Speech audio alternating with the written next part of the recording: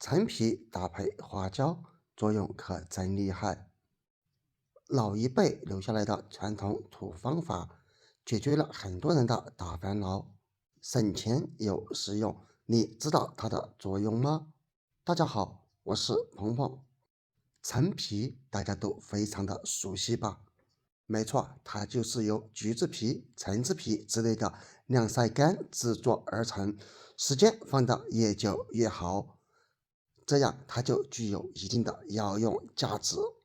我也相信很多朋友平時吃橘子的時候都會把橘子皮給保留起來，然後晾曬乾，這是因為陳皮中含有豐富的揮發油、黄酮類化合物以及生物鹼、多糖等等，平時拿來燉肉、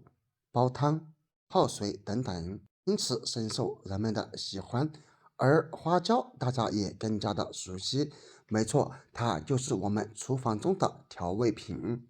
在咱們四川更受歡迎，麻麻的、香香的。同時，花椒也不僅僅只是調味品，它兼具一定的藥用價值。它當中含有揮發油、生物鹼類、酰胺類以及多酚類等等。而今天咱們要把陳皮和花椒搭配在一起來食用，你見過這種做法嗎？準備一小塊陳皮，然後開始洗陳皮，用之前一定要認真洗乾淨，因為陳皮晾曬過程中難免會有很多的灰塵在上面。先把陳皮泡一泡，稍微泡得發軟一點，然後在陳皮上撒上一點食鹽，用食鹽來搓洗，因為食鹽它不僅僅顆粒感非常強，還可以起到一個殺毒消菌的作用哦。因為陳皮它獨特的氣味以及成分，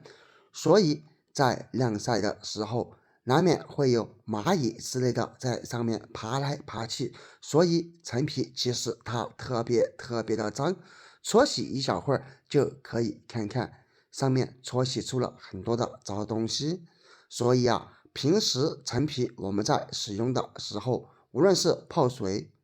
燉肉等等，一定要用這個方法給它搓洗乾淨哦。搓洗好以後，洗去表面的食鹽，然後還有下一步操作，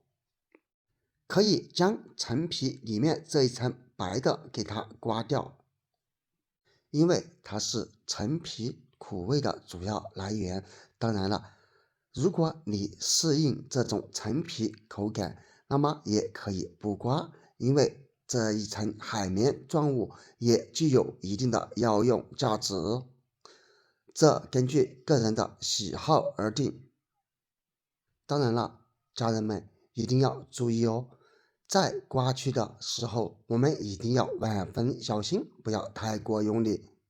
否則一不小心把陳皮給割穿了，會非常容易傷到自己的手，那樣就得不償失了。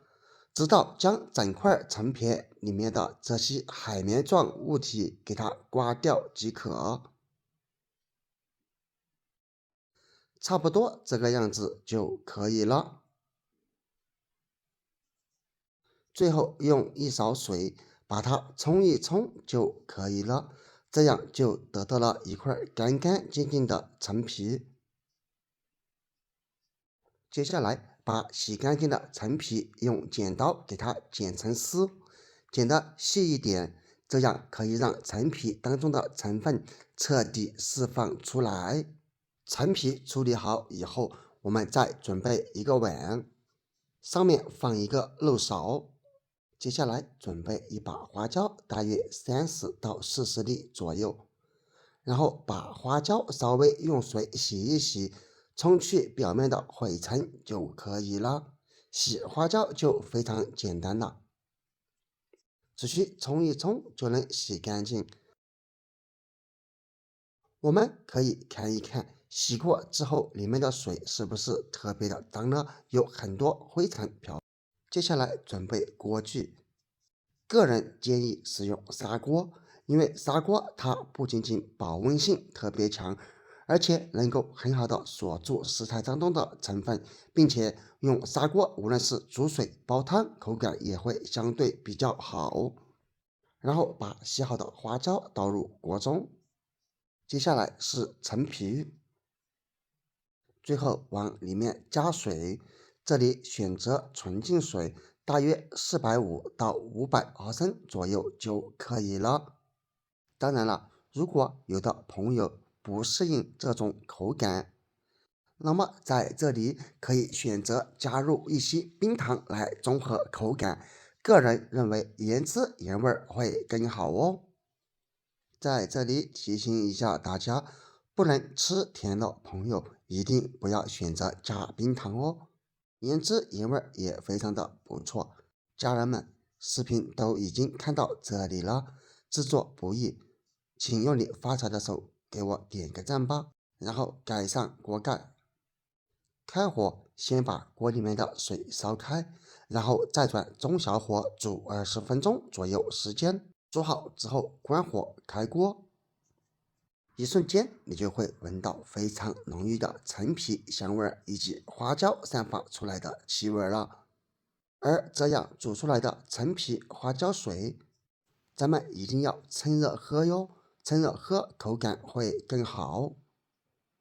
當然，如果你怕不小心把花椒喝入嘴中，那麼也可以選擇用漏勺將裡面的花椒以及陳皮給它撈出來扔掉，因為它們當中的成分已經徹底煮出來，沒有任何的食用價值了。撈出來以後，我們喝起來也會更加的放心。這裡盡量將裡面的花椒粒兒全部撈出。尤其是小孩子喝的時候，不要小看只是陳皮和花椒煮水這麼簡單，但是它的作用卻一點都不簡單。這可是老祖宗們留下來的傳統土方法，堅持喝一段時間，會給你帶來大大的驚喜和發現哦。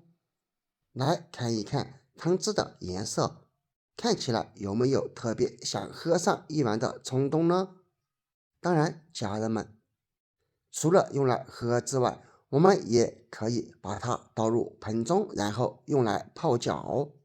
你知道花椒煮水拿來喝或者拿來泡腳有什麼作用嗎？可以在下方評論區分享出來。希望這個視頻能夠幫助到更多有需要的朋友們。